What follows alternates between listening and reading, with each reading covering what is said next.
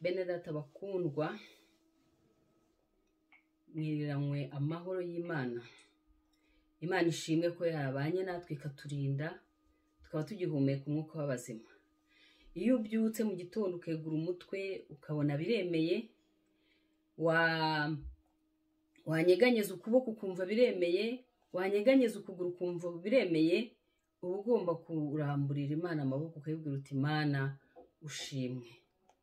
Yesu yaravuze ngo umunsi ukwiranye n'ibibi byayo.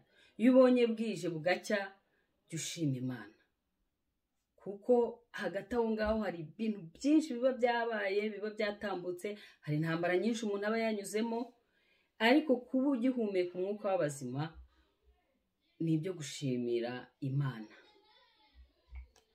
Ubushize rero twari twabonye Imana y'amasezerano, twabonye ko Imana iyo iduhaye isezerano hari undi mugambi ubuhishe inyuma y'iryo sezerano,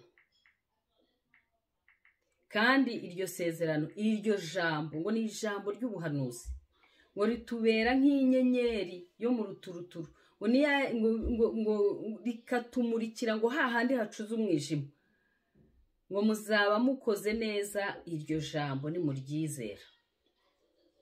Ni Imana rero, ni Imana ihindura ibihe, ni Imana ikurikirana ijambo ryayo kugira ngo irisohoze. Kandi twabonye ko irisohoza uko amasekuruza agenda asimburana n'amasekuruza. Isezerano Imana yahaye Aburahamu yararikurikiranye kugeza igihe Yesu yavukiye ndetse arapfa arazuka. Muri we niho tubonera agakiza, nk'uko yari birabisezeranyije Aburahamu ati mu rubyaro rwawe nzaguha umugisha, uzaba umugisha, uzakuvuma nzamuvuma, uzaguhesha umugisha nzamuhesha umugisha, ngo kandi muri wowe niho amahanga yo ku isi yose azaherwa umugisha. Imana rero yarabisohoje, mu rubyaro rwa Aburahamu havuyemo Yesu, kandi muri Yesu niho imigisha yose yo mu buryo bw'umwuka iri muri Kristo Yesu. Imana rero ishimwe ko ni Imana yo kwizerwa, ni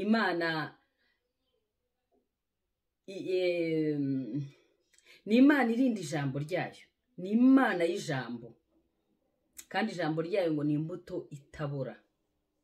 Haleluya. Uyu munsi rero turakomeza turebera hamwe ukuntu Imana yacu ari Imana y'ihumure. Ariko mbere yuko tutangira, reka tubanze turirimbe indirimbo y'ijana ivuga ngo nzaririmba igitangaza Yesu umwami yakoze. Nzaririmba igitangaza Yesu umwami yakoze, ko yavuye iwe mw'ijuru ngo amfire igorogota. Nzaririmba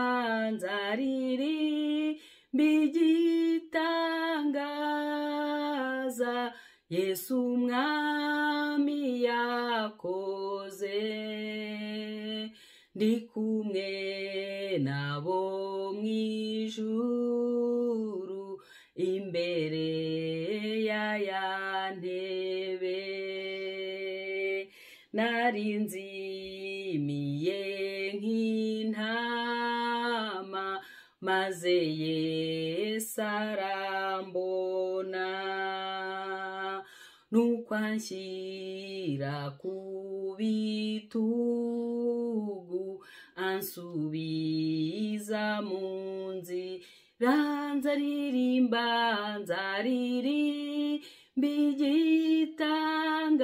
igitangaza Yesu umwami yakoze, ndi kumwe nabo mw'ijuru imbere ya ntebe. nari impumyi mfite ubwoba ncitse intege mbabaye njanjaguritse nihebye maze Yesu arankiza nzaririmba igitangaza Yesu umwami yakoze ndi kumwe nabo mwijuru ari impumyi mfite ubwoba ncitse intege mbabaye njanjaguritse nihebye maze Yesu arankiza nzaririmba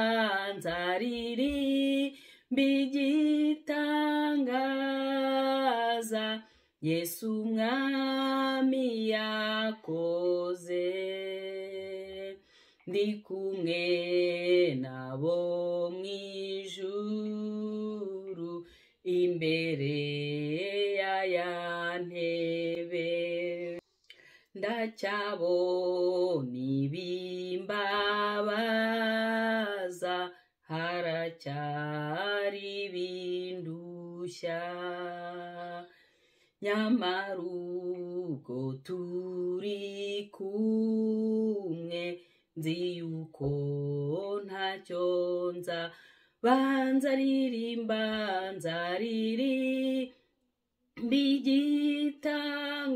igitangaza Yesu umwami yakoze ndi kumwe nabo mwijuru imbere ya ntebe azanyuza no mu rupfu nambuke na rwa ruzi maze nimfata hakurya nzasanga yabonku ndanzaririmba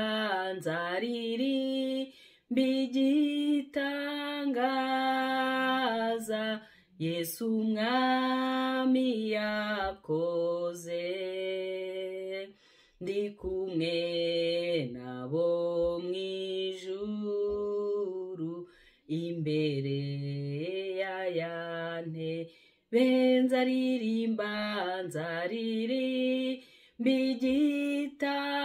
igitangaza Yesu umwami yakoze ndi kumwe nabo mwijuru imbere ya ntebe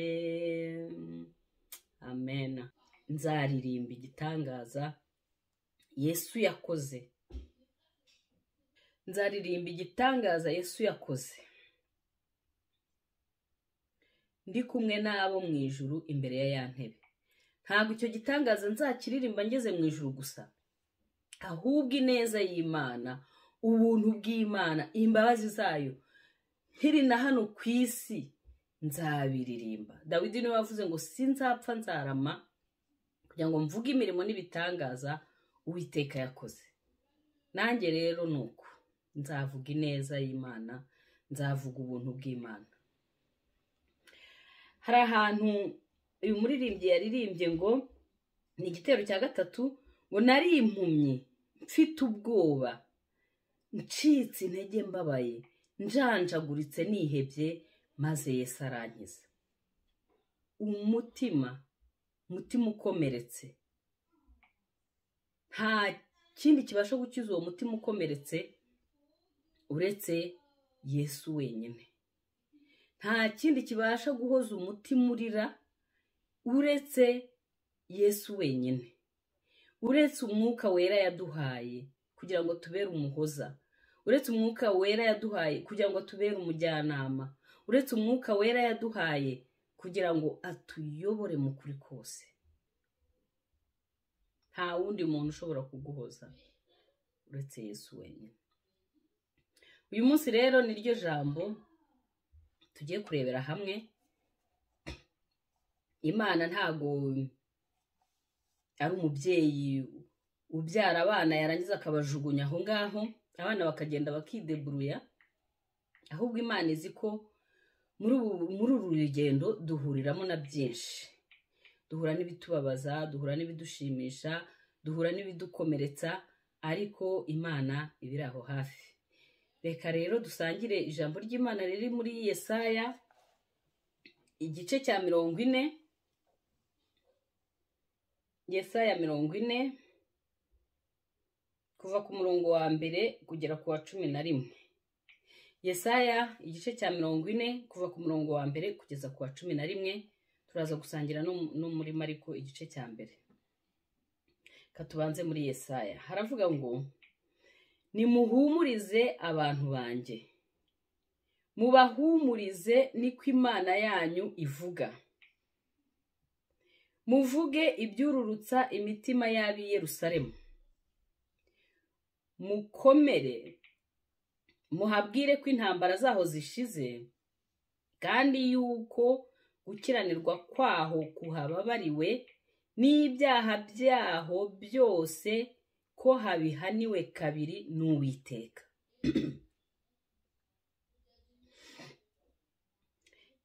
Ku murongo wa 3 aravuga ngo, nimwumve ijwi ry'urangururira mu butayu. Nimwumve ijwi ry'urangurura ngo, nimutunganyirize Uwiteka inzira mu butayu. Mugororere Imana yacu inzira nyabagendwa mu kidaturwa. Igikombe cyose kizuzuzwa, kandi umusozi wose n'agasozi bizaringanizwa. N'ahagoramye hazagorororwa, n'inzira zidaharuwe zizaharurwa, maze icyubahiro cy'Uwiteka kizahishurwa, kandi abantu bose bazakibonera rimwe, kuko akanwa k'Uwiteka ariko kabivuze. Ijwi ryaravuze riti, rangurura. Maze habaho ubaza ati, ndarangururira iki? Abantu bose bameze nk'ubwatsi, n'ubwiza bwabo bwose bumeze nk'uburabyo bwo ku gasozi. Ubwatsi buraraba, uburabyo bugahunguka, kuko umwuka w'Uwiteka ubuhushyeho. Ni ukuri abantu ni nk'ubwatsi. Ubwatsi buraraba, uburabyo bugahunguka, ariko ijambo ry'Imana yacu rizahoraho iteka ryose. Yewe wumvisha Isiyoni inkuru z'ibyiza, zamuka umusozi muremure. Yewe wumvisha Yerusalemu inkuru z'ibyiza, rangurura ijwi ryawe cyane, rangurura witinya, ubwire imidugudu y'i Buyuda uti, dore Imana yanyu. Haleluya. Dore umwami Imana izaza ari intwari, kandi ukuboko kwayo kuzayitegekera. Dore izanye ingororano, kandi inyiturano zayo ziri imbere. Izaragira umukumbi wayo nk'umushumba, izateranyiriza abana b'intama mu maboko, ibaterurire mu gituza. Hanyuma muri Mariko igice cya mbere kuva ku murongo wa mbere kugera ku wa 8 haravuga ngo,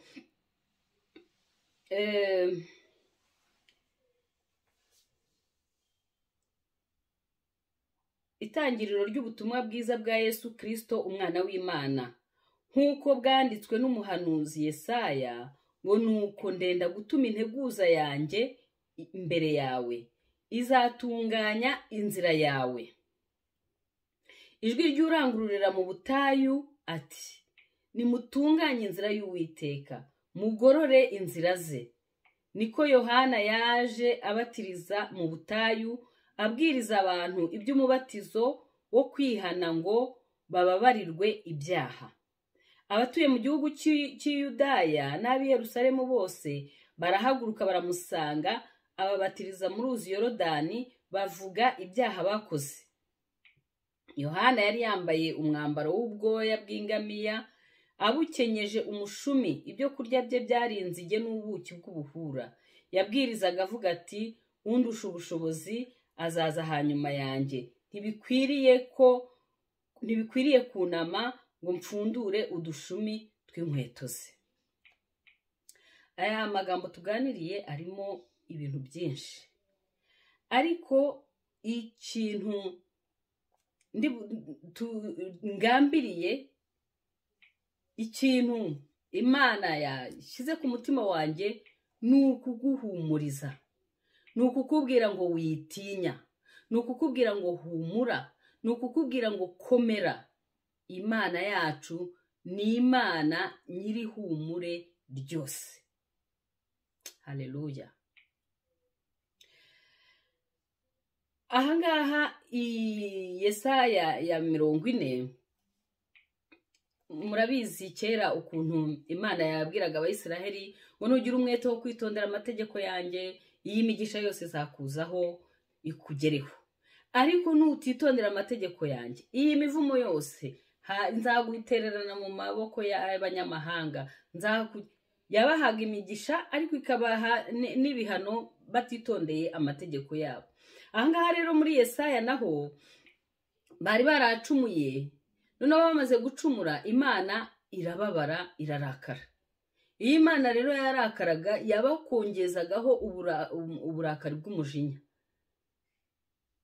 Ariko nyuma kubera wa mutima w'imbabazi, ikongera ikabagarukaho, nibwo nyine yahamagaraga abahanuzi bayo iti mugende mubwire Yakobo ibicumuro bye, bakagenda bakababwira, abahanuzi bakabasobanurira impamvu z'iyo miruho n'imibabaro barimo, bagaca bugufi bakihana, Imana ikongera ikabagirira neza. Imana yacu muri Zaburi 108 no bavuga ngo nimushimire Uhoraho, nimushimire Uwiteka, ko imbabazi ze zihoraho iteka.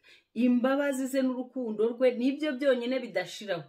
Ariko twebwe tumeze nk'uburabyo burabya none ejo bugahunguka, tumeze nk'igicu. Igicu uyu munsi urakibona, aka kanya ubukibona, wakongera kureba mu ijuru cya gicu kakibura. Niko natwe tumeze. Ariko nubwo tumeze gutyo, dufite Imana nyiri imbabazi, dufite Imana nyiri humure. Kandi kugira ngo Imana ibashe kuduhumuriza, ngo nayo na Yesu ubwo yazaga hano ku isi, nubwo yari Imana, ariko aha ku isi yaje ari umuntu. Imibabaro, ibidukomeretsa, ibiturushya, ibitugora byose, Yesu nawe yabinyuzemo. Icyo atakoze cyonyine ni icyaha. Kuba rero yaranyuze muri ibyo byose bituma adutakira ku Mana. Hari umuririmbyi yararirimbye ngo mu ijuru imbere y'Imana mfite umuntu mvugira, ni umukuru w'abatambyi kandi yitwa Rukundo. Ngo mpamya yuko izina ryanjye ryanditse ku mutima we, yaduciye mu biganza bye nk'uca imanzi. Amazina yacu yayanditse ku mutima, azi ko tubabara, azi ko dukomereka, azi ko tugira za deception. Ibyo byose nawe yabinyuzemo. Kubera ko yabinyuzemo rero, niyo mpamvu adutabara vuba iyo tumutakiye.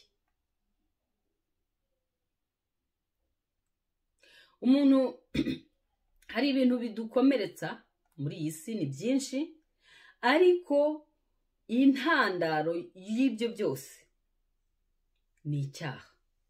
Icyaha nicyo gituma umuntu yanga mugenzi we, icyaha nicyo gituma umuntu agambanira mugenzi we, icyaha nicyo gituma kubera icyaha cyaje mu isi, ya mahoro yuzuye umuntu yari afite, bwa busabane n'Imana umuntu yari afite bwarayoyotse. Ariko nk'uko twagiye tubibona, iyo twizeye Yesu, iyo dufite Yesu, imana ibasha kongera kuduha ayo mahoro. Igihe yari agiye kuva hano muri iyi si yaravuze ngo mbasigiye amahoro, mbahaye amahoro yanjye, kandi ntabwo mbahaye nk'uko ab'isi batanga. Amahoro ya Kristo ni amahoro arambye, ni amahoro atagendana n'ibihe. No muri ibyo bihe bikomeye by'imidugararo, Yesu aduha amahoro. Ngugushikamishije umutima uzamurinda ab'amahoro masa kuko akwiringiye. Kugira ngo ubashe kugira amahoro nuko no muri ibyo bitubabaza bitugora dushikamisha umutima wacu ku Mana. Ingero ibidutera gukomereka rero ni byinshi. Bidutera gukomereka ni byinshi. Hari ugutabwa, kuba rejete, hari trahison, umuntu w'inshuti yawe wari wizeye wajya kumva yaguciye inyuma yakugambaniye. Hari ibikomere biterwa n'ubukene, ibikomere biterwa n'ubushomeri, hari ibikomere biterwa no gutandukana by'amadivorce, abana bagakomereka, umugabo agakomereka, umugore agakomereka. Hari ibikomere bya injustice, abantu bakakugirira nabi, ntibaguhe ubutabera, ukabona baragufunze bakujijije ubusa. Ibyo byose ni ibintu bigenda bidukomeretsa. Gupfusha, kubura umuntu wakundaga, kuba imfubyi, kuba umupfakazi, kutagira umuryango. Ibyo byose ni ibintu bidutera ibikomere. Ariko kubera ko dufite umukuru w'abatambyi witwa Rukundo, azi ko ibyo byose bitubaho, niyo mpamvu ari we wenyine ubasha kudukiza ibyo bikomere. Ntangira iri jambo Yesaya, Imana yatangiye ivuga ngo nimuhumurize abantu banjye, mubabwire ibyururutse imitima, kandi mubabwire ko intambara zaho zishize. Ntabwo byoroshye guhumuriza umuntu, kuko hari n'igihe ubura icyo umubwira. Igihe ugiye kwegera umuntu kugira ngo umuhumurize, ugomba kuba wafashe igihe cyo kumusengera, wafashe igihe cyo gutekereza. Kuko hari igihe ushobora kugenda wenda uzi kuri bumuganirize, kandi wenda ari ukugira ngo umwicare uruhande gusa, ntuza presence yawe kumubi uruhande gusa. Noneho ukagenda ahubwo uvuga amagambo ukamufonsa, ukamukomeretsa kurushaho. Ugomba kubanza kubitekerezaho, ukareba muri situation arimo, ese akeneye iki? Ese akeneye umuntu umubi iruhande? Ese akeneye umuntu umwumva gusa ukamutega amatwi akawuvuga? Ugomba gusenga kugira ngo umwuka w'Imana akuyobore icyo ugomba gukora kugira ngo ubashe gufasha uwo muntu, kuko ntago byoroshye. Hari intambwe zigera nko kuri enye umuntu atera kugira ngo abashe guhumuriza mugenzi we, kuko ijambo ry'Imana riravuga ngo muhumurize abantu banjye, namwe muhumurizanye. Ikintu cya mbere ni uko ibibabaje umuntu ugomba kubiha agaciro. Nimba kubwira ati ngenda babaye byangendekeye gutya na gutya, wibiminimiza, wibiha agaciro. Icyo kintu ugifate ko ari ikintu kiremereye umutima we, umwumve, ugifate uko yakikubwiye ucyumve. Ntumubwire ngo wagenda ngo ubuse ngo nta bantu bafite ibibazo birenze ibyo ufite. Nuko nguko ubundi tumeze. Hari n'igihe nawe ubwawe wikonsora ukavuga uti tese ndarizwa n'iki, kanaka we ko afite ibirenze ibyo mfite.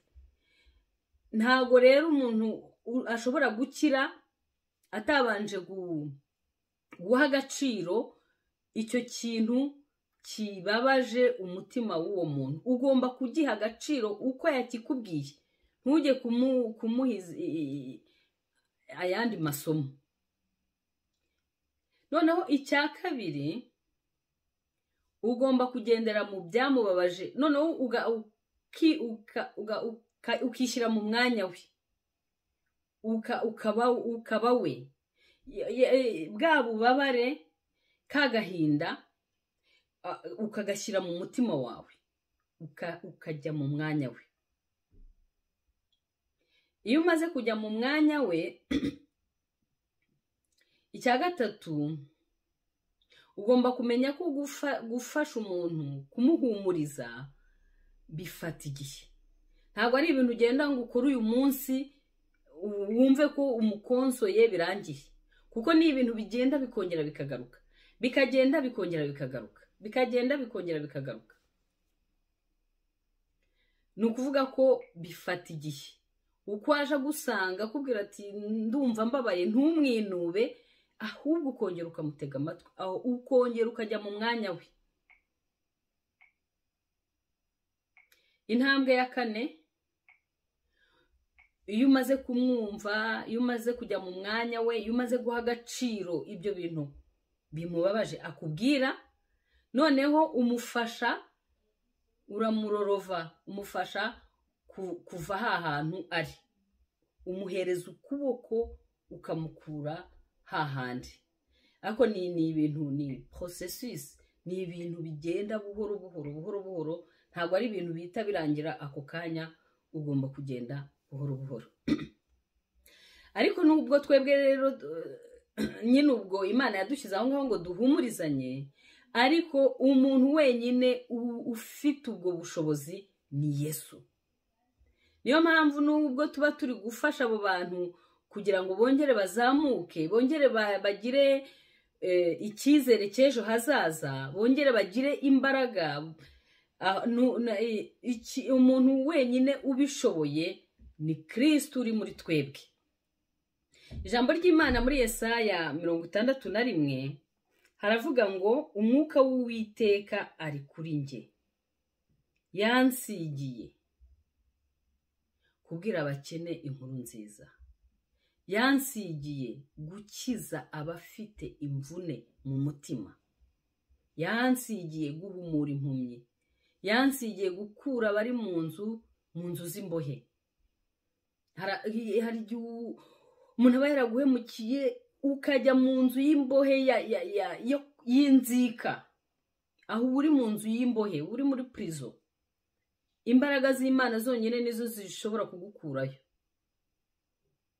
Izo mvune zo mu mutima, uwo mutima ukomeretse, uwo mutima urira, uwo mutima ubabaye, ni amavuta y'imbaraga z'Umwuka Wera abasha kuvunagura izo ngoyi z'umwanzi. Ngo hashimwe Imana se w'umwami wacu Yesu Kristo, yo na se ari nayo data wa twese w'imbabazi, n'Imana nyiri humure ryose. Urumva, Imana niyo izi icyo yakora mu mutima wa buri muntu wese kugira ngo abashe kugira ihumure, kugira ngo abashe kugira amahoro. Twebwe ntago twabishobora, ariko hamwe n'imbaraga z'Imana, hamwe n'amavuta y'Umwuka Wera, Imana irabidushoboza.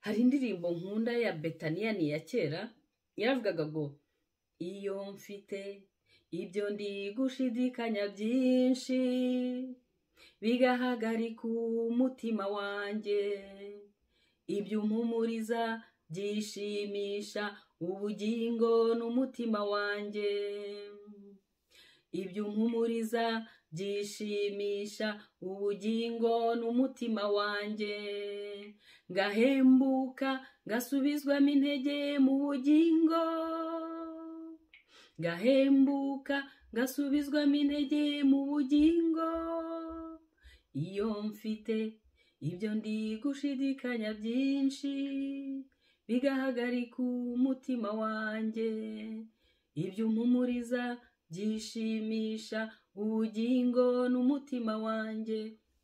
Igihe wumva ufite ibiguhangayikishije, igihe wumva ufite ibyo gushidikanya byinshi, Imana yonyine, Imana nyiri humure, niyo iza ikongera igashyira ijambo ry'ihumure, igashyira amahoro muri wowe, ubugingo bwawe bukongera bukagira imbaraga, ukongera ukareba imbere, ukongera ukagira icyizere cy'ejo hazaza. Muri Yesaya iri jambo tumaze kubona igice cya 4, unako umurongo wa 4, haravuga ngo igikombe cyose kizuzuzwa, kandi umusozi n'agasozi bizaringanizwa, n'ahagoramye hazagorororwa, n'inzira zidaharuwe zizaharurwa, ngo maze icyubahiro cy'Uwiteka kizahishurwa, kandi abantu bose bazakibonera rimwe, kuko akanwa k'Uwiteka ariko kabivuze. Kugira ngo rero Imana ibashe kuduha iryo humure, tugomba kuyishakira inzira. Kuyishakira inzira rero nta kindi, hariya ku murongo wa mbere aho twatangiriye havugaga ngo nimuhumurize abantu banjye, mubahumurize, niko Imana yanyu ivuga. Muvuge ibyururutse imitima y'ab'i Yerusalemu, mukomere, muhabwire ko intambara zaho zishize, kandi yuko gukiranirwa kwaho kuhababariwe, n'ibyaha byabo byose ko bihahaniwe kabiri n'Uwiteka. Imana yacu irahana, kandi Imana yacu ikababarira. Ifite fase ebyiri, ifite ibice bibiri. Ifite igice cy'imbabazi n'urukundo, ariko ifite n'igice cy'igitsure. Iyo twakosheje nk'uko umubyeyi ahana umwana kamunyuzaho akanyafu, natwe tunyuzaho akanyafu. Ahangaha rero yari yarabanyujijeho akanyafu, barasenyutse, ariko irangije irababwira iti nimubabwire ko intambara zaho zishize, kandi mubabwire ko gukiranirwa kwabo kuhahaniwe kabiri. Noneho hasi ikongera ikabwira Yesaya umurongo wa 6 ngo ijwi ryaravuze riti rangurura. Maze habaho ubaza ati ndarangururira iki? Abantu bose bameze nk'ubwatsi, n'ubwiza bwabo bumeze nk'uburabyo bwo ku gasozi. Ni nkaho yamubwiye ati se Mana, abantu bameze gutya, abantu bararambaraye, imitima yabo yarashize, Mana ndarangurura. Aba bantu bameze nk'ubwatsi, aba bantu bameze nk'uburabyo burabya none ejo bugahunguka. Uwiteka Imana Nyiringabo, aba bantu ndababwira iki koko? Nibyo natangiriye mbabwira nti gukonsora umuntu biragoye. Ubura uko wifata, ubura icyo umubwira. Noneho arangije kuvuga uko abo bantu nyine bameze, Imana irongera iramubwira iti yewe wumvisha Isiyoni inkuru z'ibyiza, zamuka umusozi muremure. Yewe wumvisha i Yerusalemu inkuru z'ibyiza, rangurura ijwi ryawe cyane, rirangurure witinya. Imidugudu y'i Buyuda uti dore Imana yanyu. Haleluya. Nubwo bimeze gutyo, ndagutegetse rangurura, bwira ibyururutse imitima Isiyoni, bwira ibyururutse imitima imidugudu y'i Buyuda, ubabwira uti Imana yanyu, dore Imana yanyu. Votre Dieu est là. Noneho igarutse ifite imbabazi, igarutse ifite urukundo, igarutse ije gusana ibyangiritse.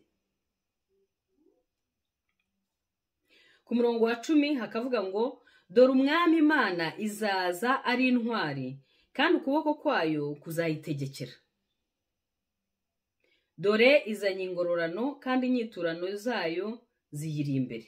Noneho iraje, ije kongera kubagirira neza, ije kongera kubasana, ije kongera kububaka.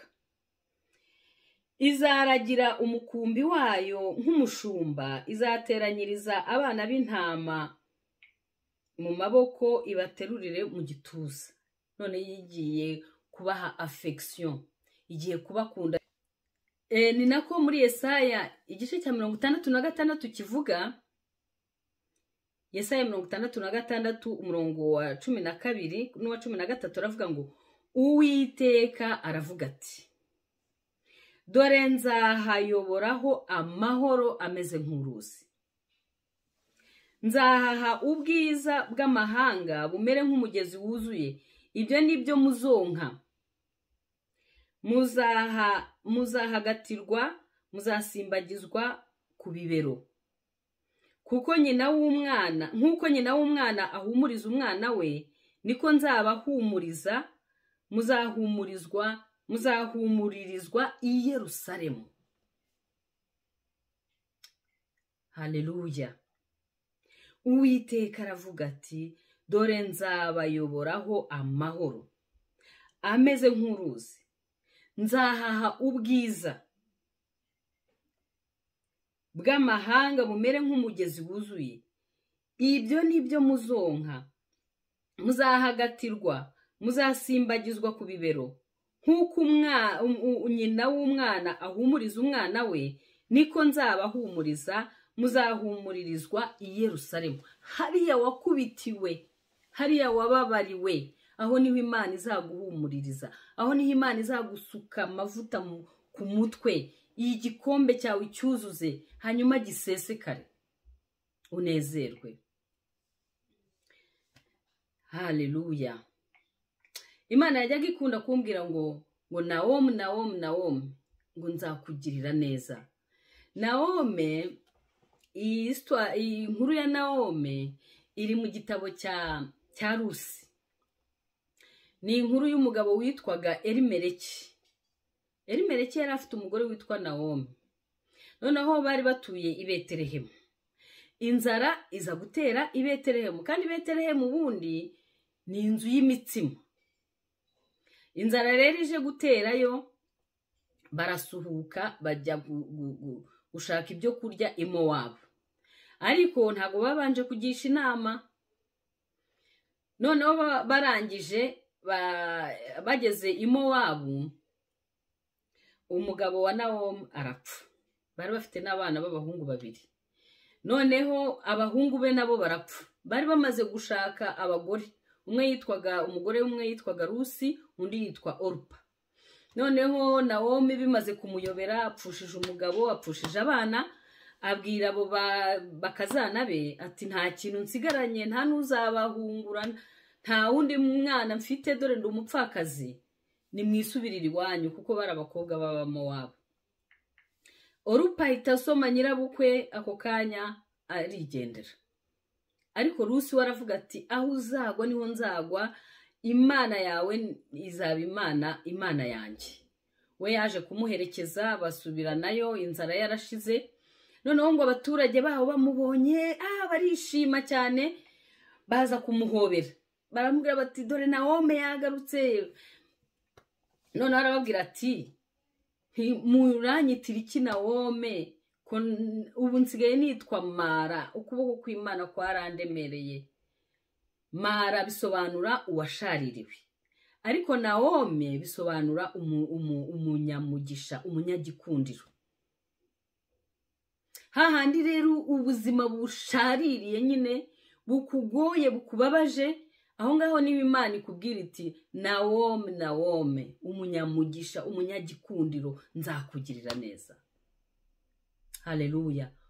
Umwuka wera arongera akagusubiza imbaraga mu mutima, ukumva ko Imana ikikwibuka. Yajyaga imbwira, hari ijambo riri muri Yesaya 15, yajyaga imbwira iti, nubwo waretswe ukangwa, ntihabe hari ukikunyuramo, nzaguha ubwiza buruta ubw'ahandi, umunezero n'ibyishimo bizaba ku mutwe wawe, kandi sinzaguha. Ibyo ngibyo bikubwira ugishaririwe. Kandi umuntu uri muri izo ntambara, muri ibyo bimurushya, bimukomeretsa umutima, aba yaranatawe nyine. Nta inshuti zikunda ibintu byiza bishashagirana. Iyo ugeze mu bibazo, inshuti ziraguhunga. Icyo nacyo ni igikomere. Yobu yagize inshuti, yagize abamuhoza babi. mauvais consolateur. Kubera iki? Kubera ko aho kugira ngo baze bajye mu mwanya we barebe imibabaro afite, ahubwo batangiye kumujija, batangiye kumukondana bati nta muntu w'umukiranutsi wahura n'ibibazo bimeze gutyo, ahubwo ihane, uri umunyabyaha wowe. Kenshi nuko nguko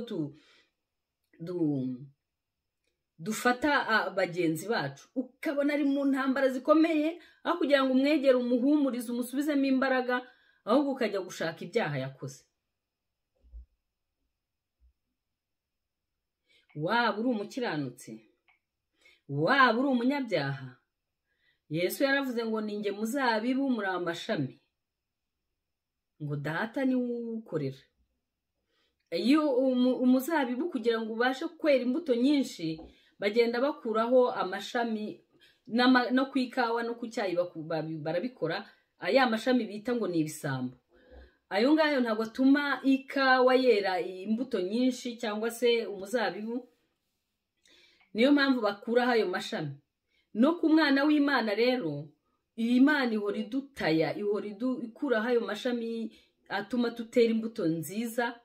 Ni ukuvuga rero, waba uri umukiranutsi, waba uri ukora ibyaha, ugira gute? Imana iragutaya. Nimba uri umunyabyaha izagutaya kugeza igihe uviriye muri ibyo byaha. Niba uri umukiranutsi nabwo izagutaya kugira ngo urusheho kwera imbuto nyinshi. Muri uru rugendo tunyuramo buri munsi duhura n'ibidukomeretsa. Wabishaka utabishaka, ibigukomeretsa uzahura nabyo. Ariko icyiza ni uko Imana niyo idukomeretsa kandi ni nayo itwomora. Haleluya, Imana yacu ishimwe. Aha urundi rugero,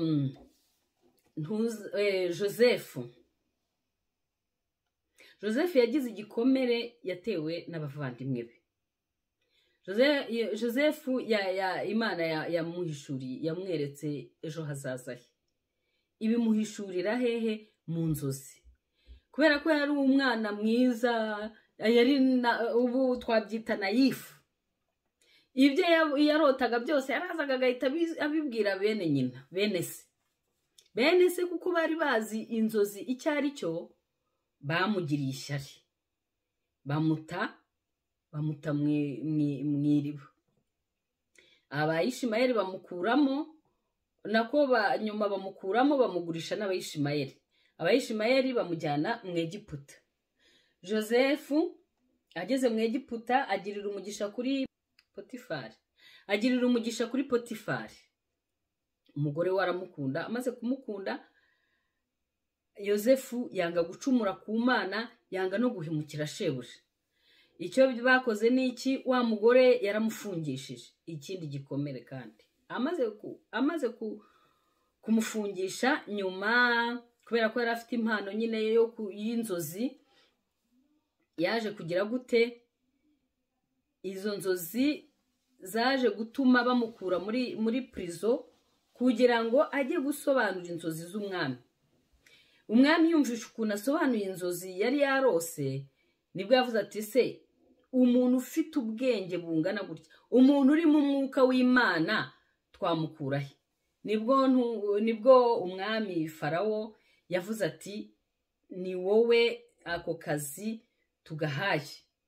Ubwo ngo yahise amwambika umukufi, amwambika imyenda ngo y'umweru, amwambika impeta, ngo amushyira ku igare, ngo amutembereza umudugudu. No muri Yesaya hari ahantu Imana ivuga ngo nzagutambagiza mu mpinga z'umusozi. Iyo Imana imanukiye kuguhoza amarira, Imana imanukiye kuguhumuriza, Imana imanukiye kuguha shalom. Icyagiye Yakobo akirana n'Imana yaravuze ati, sinkure ku rutampaye umugisha. Iyo mama wa Isirayeli bavuga ngo ni shalom, ni umugisha w'Imana. Iragufata nyine ikagutambagiza. Murabizi na Morodekayi, ngo umwami akunda Imana imugira ite? Morodekayi nawe baramutambagiza. Imana iragutambagiza iyo yakwibutse, yije kukumara umubabaro, yije kukumara intimba, yije kukumara agahinda. ubwo rero na Yosefu nyine ngo iramutambagiza, umwami aramutambagiza, ngo aho ageze ngo bakajya bavuga ngo ni mu mpfukamire. Ibyubahiro ya imiriyasiyo yabayemo, cya kimwaro n'igisuzuguriro, Imana iramuzamura. Kandi twabonye ko ngo ikuzamurira hahandi yakumanuriye, imuvana muri icyo gisuzuguriro, itangira kubwira abantu ngo nibamupfukamire. Nyuma Imana imuha n'umugore witwa Asinati, imaze kumuha umugore, babyarana abana babiri. Aha niho nshaka kugera. Umwana w'imfura Yosefu yamwise Manase. Manase bisobanura ngo Imana yanyibagije umuruho wanjye wose w'inzu ya data yose. Uwa kabiri amwita Efurayimu, ngo Imana yanyororokereje mu gihugu naboneyemo umubabaro.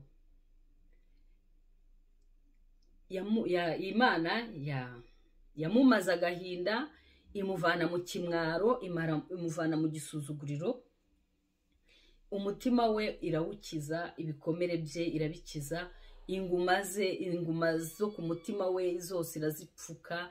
Yosefu arongera aba muzima. Bya bikomere yari yaratewe na bene se, bya bikomere yari yaragiriye mu nzu yo kwa Potifari, Imana iramurestora. Imaze kumurestora, ubwo muri icyo gihe haje gutera inzara, igera no muri Isiraheli iwabo. Imana imaze kugusana no kukubaka, ni ukugira ngo nawe usa n'abandi, wubaka abandi, ubashe kwakira n'abandi. Ubwo rero nyuma yaho haje gutera nyine inzara. Hamaze gutera inzara, byabaye ngombwa ko abavandimwe be, wa muryango we, uza gushaka ibyo kurya mu Egiputa, kubera ko Imana yari yararangije gukiza Yosefu,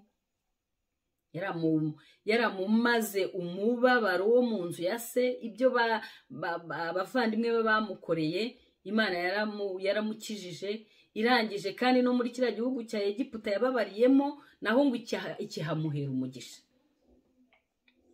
Arangije rero ayakira wa muryango we, abatuza aho bita i Gosheni, hari ahantu heza ngo hataba ubutayu, haba urwuri. Nuko baratunganirwa. Kuva icyo gihe baragenda bazana na se, babaho ngaho kugeza igihe Imana yashatse kongera kubasubiza iwabo. Murumva rero Imana yacu ni Imana yomora ibikomere twahuye nabyo, kandi ni Imana iduha amahoro, ikaduha ihumure. Ni Imana y'ihumure, ni Imana y'amahoro. Ndagira ngo dukomereze ku ijambo ry'Imana riri muri Yeremiya. Turasoma umurongo wa 3 n'uwa 5, hanyuma nyuma dusimbuke umurongo wa 4 n'uwa 5, hanyuma nyuma turasimbuka tujye ku wa 28. Haravuga ngo nzongera kukubaka, nawe uzaba wubakitse, wa mwari wa Isiraheli we, uzongera kugira amashako yawe, uzongera kugira amashako yawe, kandi uzasohokera mu mbyino z'abanezerewe. Uzongera gutera inzabibu ku misozi y'i Samariya, abatezi bazatera kandi bazanezererwa imbuto zazo. Hari igihe ukora ukaruhira ubusa, ariko aha mwene data, muvandimwe, inshuti yanjye, ndagira ngo nguhumurize. Uzongera kubaka, Imana izongera kukubaka, kandi nawe uzaba wubakitse. Izagusana, uzaba ukomeye, uzaba umugabo nyamugabo. Uzasohokana imbyino z'abanezerewe. Uzongera gutera inzabibu ku misozi, uzongera uhinge weze. Ntabwo uzongera kuruhira ubusa, ntabwo uzongera kurara amajoro ngo umusaruro ube muke. Hoya, kuko Imana irakwibutse. Humura, komera, witinya. Imana yacu ni Imana y'ihumure. Ku murongo wa 28 ho haravuga ngo nuko uko nabahanzeho amaso kugira ngo ndandure nsenye nubike ndimbure mbabaze, niko nzabahangaho amaso kugira ngo nubake kandi ntere, niko Uwiteka avuga. Imana irabyemera, ariko uko ibyemera tugasenyagurika, ibyacu bigashwanyagurika, ibyacu bigasenyuka, ngo niko izongera kuduhanga amaso kugira ngo yubake kandi itere.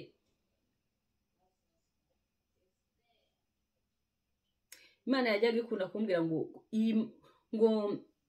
kura umubabaro mu mutima wawe.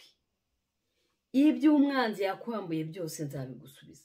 Ibyawe nakandagiye byose nzabigusubiza. Ni Imana yongera kutwubaka, ni Imana yongera kudusana, ni Imana yongera kudusubiza iby'inzige na kagungu byariye, kandi ikabikuba inshuro ebyiri. Haleluya.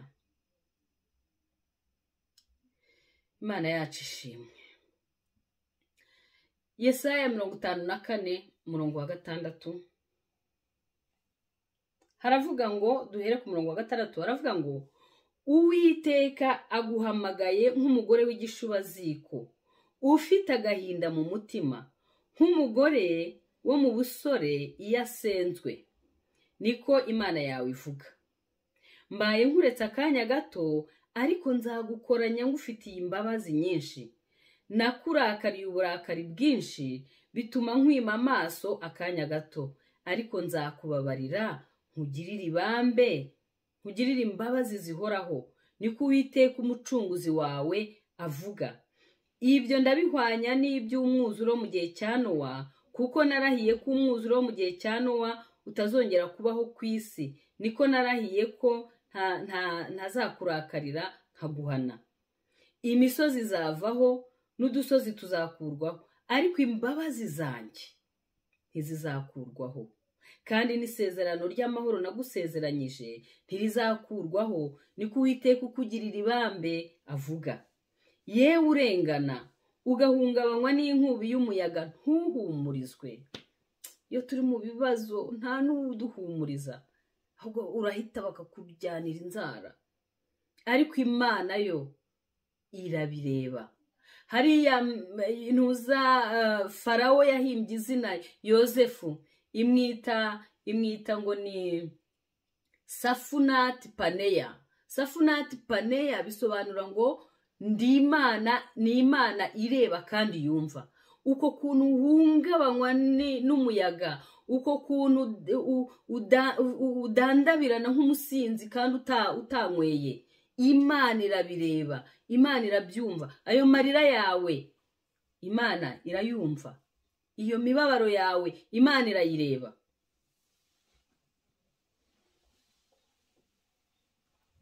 Wowe rero uhungabanye, wowe udafite abaguhumuriza, Imana niyo nyirihumure ryose.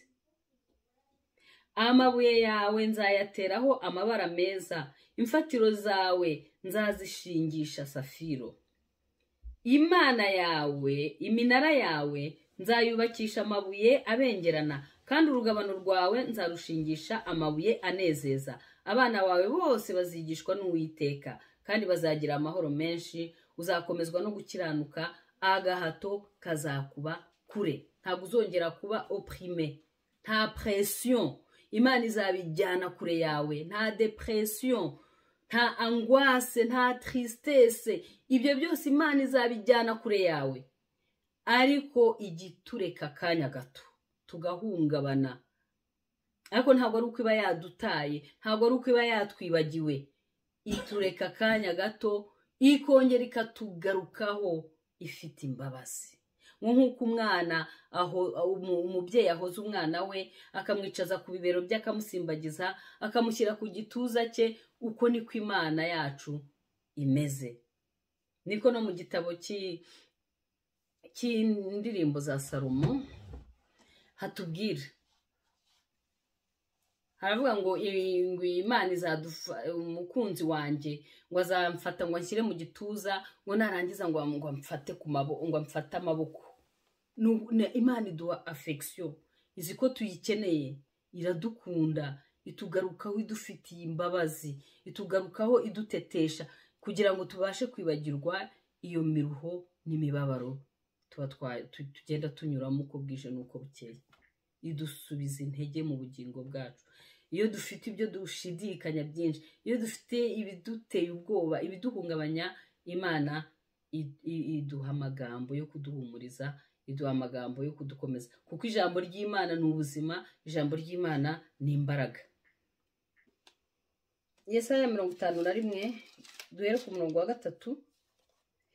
Uwiteka ahumurije Isiyoni, n'imyanya yaho yose yabaye imyirare arayihumurije.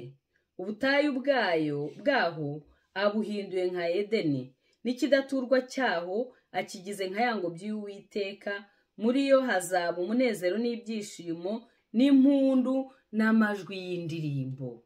Imana iduha kuririmba indirimbo z'abanezerewe. Imana itwibagiza imiruho n'imibabaro, ikadukorera surprise. Haleluya. Nimuririmbire Uwiteka indirimbo nshya. Imana ishyira indirimbo nshya mu kanwa kacu. Imana irabihindura, ihindura amateka, ihindura ubuzima. Humura wowe ugowe, humura wowe wameneshejwe, humura wowe udafite aho urambika umusaya, humura wowe wibaza uko ejo bizagenda.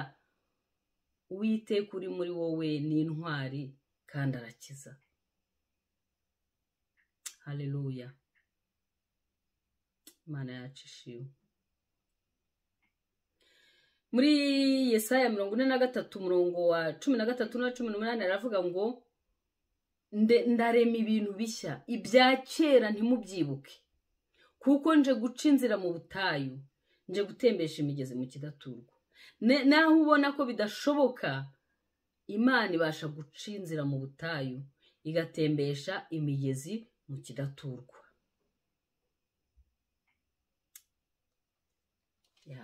Imana rero ni nziza. Ndimo ndagana ku musozo, ndagira ngo ndangirize ku ijambo riri muri Yesaya 50 ku murongo wa 4 n'uwa 5 ngo Umwami Imana impaye ururimi rw'abigishijwe, kugira ngo menye gukomeresha urushye amagambo. Umwami Imana impaye ururimi rw'abigishijwe, kugira ngo menye gukomeresha urushye amagambo. Inkangura uko bukeye, ikangurira ugutwi kwanjye kumva nk'abantu bigishijwe. Umwami Imana inzibuye ugutwi, sinaba ikigande. Nta kindi Imana ibikorera, aho ikunyuza ni ukugira ngo mu gihe gikwiriye ibigira ngo ityaze ugutwi kwawe, iguha ururimi rw'abigishijwe, kugira ngo ubashe gukomeresha abarushye amagambo yayo. Iraguhumuriza ikaguha amahoro, kugira ngo nawe uzabashe guhumuriza abandi.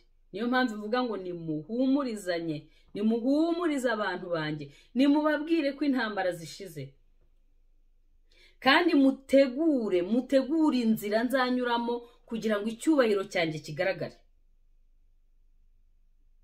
Hariya muri Mariko twasomye, Yohana yari integuza, nawe yari integuza ya Yesu, yari arimo ategura inzira ya Yesu. Ntabwo ushobora kubona Yesu utabanje kumutegurira inzira.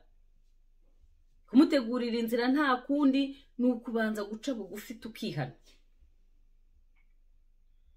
Twamara kwihana, nimba wenda ari amakosa wakoze ukayihana, nimba ari ibyemezo wakoze utabanje gutekereza uhubutse, byose ukabyihana, warangiza kuca bugufi kwihana, Imana ikakubaka kandi icyubahiro cyayo kikagaragara.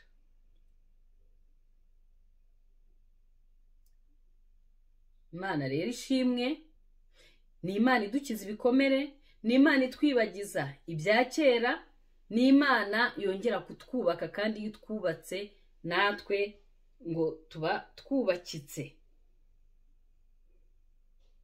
Zaburi 147 kuva ku murongo wa 12 aravuga ngo mwabatuye Yerusalemu mwe nimuheshe uhoraho ikuzo, mwabatuye Siyoni mwe nimusingize Imana yanyu, koko niwe wishingira umutekano wanyu. Mwebwe abatuye Yerusalemu abaha umugisha, niwe ubaha amahoro ku mipaka yanyu, abaha n'ingano nziza zitubutse. Niwe wohereza amabwiriza ku isi, icyo avuze gihita gikorwa. Yesaya yihaye kuburana ngo Mana ndarangururira iki ko abantu bawe bameze nk'ubwatsi, bameze nk'uburabyo. Imana iramubwira iti genda ubabwire ko Imana yabo irahari. Votre Dieu est là. Ikivuze gihita gikorwa. Imana imaze kugusana, Imana imaze kukubaka, Imana imaze kugukomeza, igira ite? Iguha kuririmba indirimbo z'abanezerewe, irongera ikaguha gukora umunsi mukuru, irongera ikaguha kubyina, irongera ikaguha kuririmba, irongera ikaguha kwishima. Ntabwo ari ibyo ngibyo gusa ikora, ngo yishingira n'umutekano wawe, kugira ngo umwanzi atazongera kubona hanyura, kuko nta kindi kimuzana ni ukwica no kwiba no gusenya no kurimbura. Kandi Yesu we yaje kugira ngo tubone ubugingo, kandi tubone ubugingo bwinshi. Imana yacu ishimwe. Dushyiriraho rero, ishyiraho uruzitiro kugira ngo uwo mujura atabona hanyura ngo aze kongera kutwiba, aze kongera kudusenya.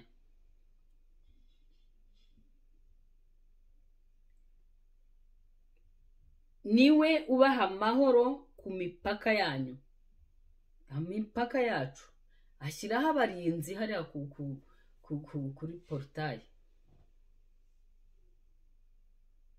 akabaha n'ingano nziza zitubutse.